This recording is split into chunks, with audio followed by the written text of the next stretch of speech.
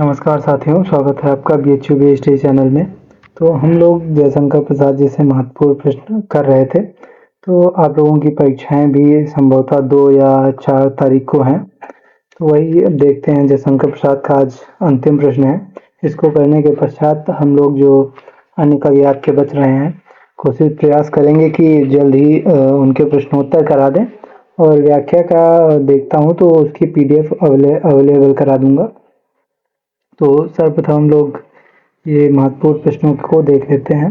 तो इसका आज लास्ट प्रश्न है, जयशंकर प्रसाद की कविता की प्रमुख विशेषताएं बताइए।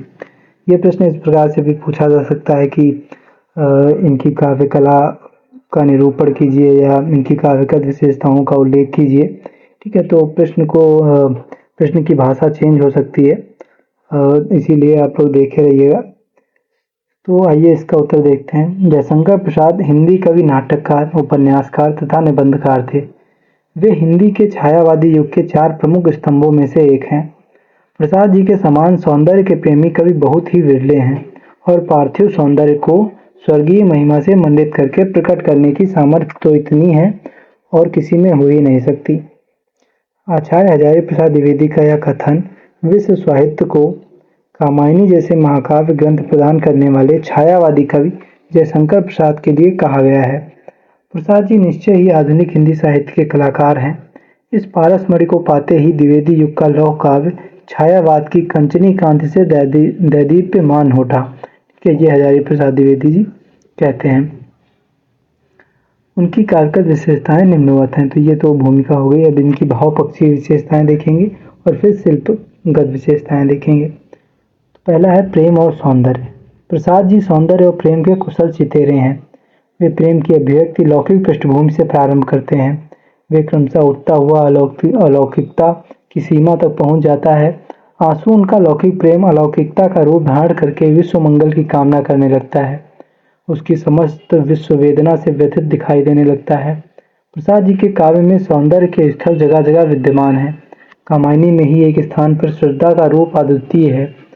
वे कहते हैं, और देखा वह सुंदर दृश्य नयन का इंद्रजाल अभिराम, कुसुम वैभव में लता समान चंद्रिका मेघ लिया घनश्याम। ठीक है, तो यहाँ वे सौंदर्य को उकेरते हैं। दूसरा है नारी की महत्ता। प्रसाद जी की संपूर्ण रचनाओं में उनके नारी पात्रों का एक अलग व्यक्तित्व प्रदर्शित किया गया है। उन्होंने अपनी रचनाओं में नारी की महत्ता को प्रतिपादित किया है और अपनी कामायनी में नारी को साक्षात श्रद्धा का रूप मानकर ही कहते हैं कि नारी तुम केवल श्रद्धा हो, विश्वास रजत नगपग तल में, पीयूष स्रोत सी बहा करो जीवन के सुंदर समतल में। तो यहाँ पे वे नारी की महत्ता को प्रदर्शित करते हैं। तीसरा है देश प्रेम की भावना। छायावादी कवि जयशंकर प्रसाद के काव्य में देश प्रेम का भाव सर्वत्र मिलता है।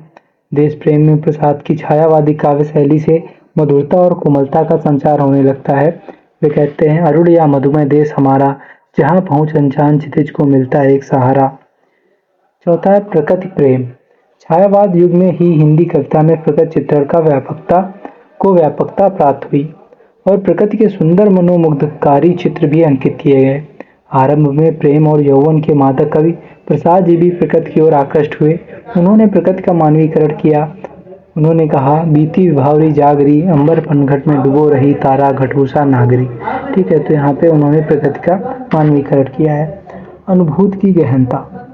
यदि हम प्रसाद जी के काव्य को अनुभूति का काव्य कहें तो यह अनुचित नहीं होगा, क्योंकि प्रसाद जी के काव्य में अनुभूति की गहनता विद्यमान है। आंसू का यह प्रसंग दृष्टव्य है। वे कहते हैं, रो रो कर सिसक सिसक कर कहता मैं करुण कहानी, तुम सुमन नोचते सुनते करते जाते अनजानी। तो यहाँ पे उनकी अनुभूति की गहनता दिखाई देती है। कला पक्ष। तो कला पक्ष में इनके भाषा, अलंकार, छंद, रस यही सब आता है। इसमें देखते हैं। भाषा में प्रसाद जी के काव्य की भाषा संस्कृत निष्ठ, व्याकरण सम्मत, परिष्कृत एवं परिमार्जित खड़ी बोली है। उन्होंने प्रथम काव्य संग्रह चित्राधार की रचना ब्रज भाषा में की है। इसके बाद समस्त काव्य रचना शुद्ध साहित्यिक खड़ी बोली में किया है। अलंकार। प्रसाद जी की रचनाओं में अलंकारों का प्रचुर मात्रा में प्रयोग किया गया है। आप सहज, देखिए यहाँ पे आप शब्द है। ठीक है, तो ये कोई महान रचनाकार उनके बारे में लिखा जाता है तो संबोधन के रूप में एक प्रकार से कहा जाता है। तो वही है प्रसाद जी। तो प्रसाद जी के लिए ही यहाँ आप शब्द का प्रयोग किया जाता है कि आप सहज एवं स्वाभाविक अलंकार योजना के पक्षधर हैं। आपके काव्य में उपमा, रूपक, मानवीकरण आदि अलंकारों का आकर्षक प्रयोग हुआ है। तो ये अलंकार हो जाएगा। अब छंद। योजना प्रसाद जी ने काव्य रचना का प्रारंभ सवैया एवं कवित छंदों से किया, किंतु बाद में अपने गीत शैली एवं आतुकांत छंद में काव्य रचना की। अब साहित्य में स्थान, ये अलग से एक पॉइंट लिख देंगे ऐसे ही निष्कर्ष के रूप में। भावपन और कला पक्ष की दृष्टि से प्रसाद जी का काव्य उच्च कोटि का है। उनके काव्य में इतिहास, दर्शन एवं कला का संयोग देखा जा सकता है। छायावाद के जनक जयशंकर प्रसाद जी का हिंदी साहित्य के आधुनिक रचनाकारों में विशेष स्थान है। तो ये आप जयशंकर प्रसाद जी से संबंधित जो महत्वपूर्ण प्रश्न थे वे कंप्लीट हो गए हैं। अब इसके बाद 3 कवि आपके आधुनिक काव्य प्रथम वाले पेपर में बचेंगे और उधर 5 कवि हैं। ठीक है, तो कोशिश करूँगा कि 30 तारीख तक मैं लगभग आपको पढ़ा डालूँ। ठीक है, देखते हैं। आप चैनल के साथ जुड़े रहिए। धन्यवाद।